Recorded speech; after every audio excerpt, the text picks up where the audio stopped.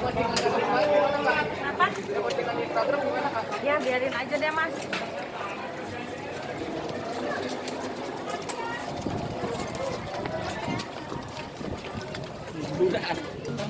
Tadi memang mediasi dilakukan hanya dengan hakim mediator beserta Ibu Talita dan Bapak Denis.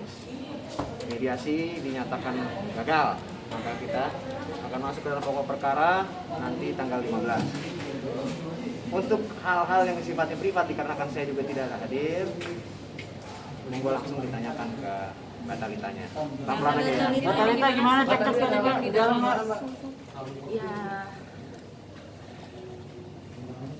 yang pasti saya lega karena akhirnya dari segi hukum bisa tahu keadaan yang sebenarnya itu seperti apa. Kan saya dari awal saya bilang saya akan memperjuangkan apapun hak hidup saya dan hak hidup anak saya tanpa kebohongan. Ya, itu yang saya lakukan di dalam. Saya mau bicara fakta, saya tidak mau bicara kebohongan. Jadi apapun reaksinya ya bagaimana, saya nunggu ini bertahun-tahun gitu. Jadi ya itu yang terjadi di dalam sih tadi.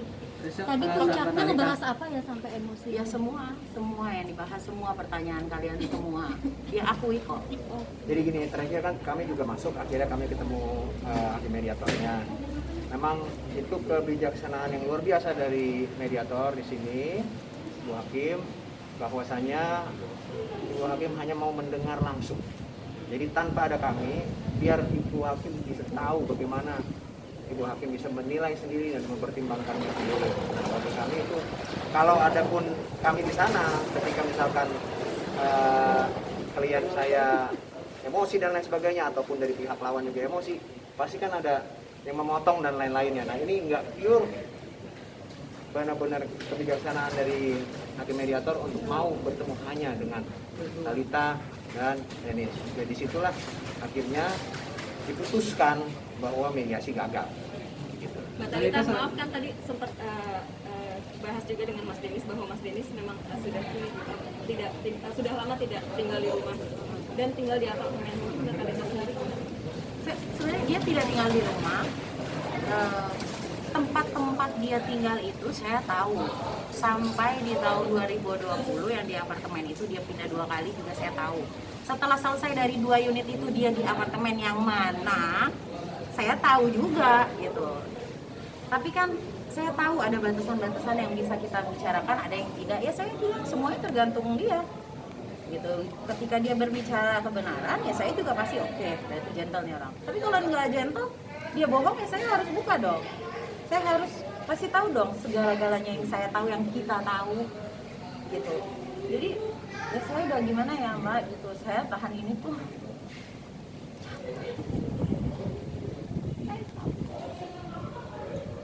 Saya capek lagi dengan kebohongan. Saya capek kalau dia masih beralasan. Saya capek. Gak ada di dunia ini wanita yang mau ada di posisi saya, itu gak akan ada. Jadi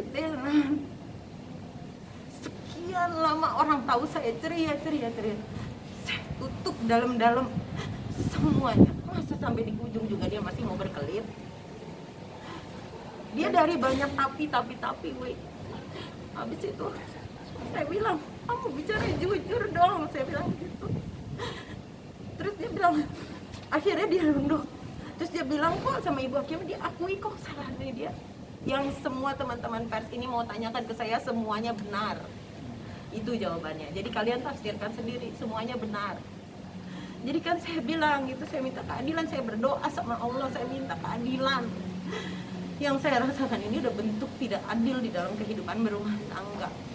Jadi itu saya dikuatin nih sama abang saya sendiri, saya dikuatin sama keluarga saya. Memang kan saya bilang jangan main api sama keluarga saya, wong kita keluarga hukum kok. Ya kita lakukan semuanya sesuai hukum yang berlaku di Indonesia. Gitu. Jangan lagi berkelit gitu loh. Salah gitu. Jangan bilang salah tapi gitu. Itu namanya orang ngaku salah tapi nggak ikhlas. Kalau kita yang korban kita disuruh ikhlas, masa yang bikin dosa nggak bisa?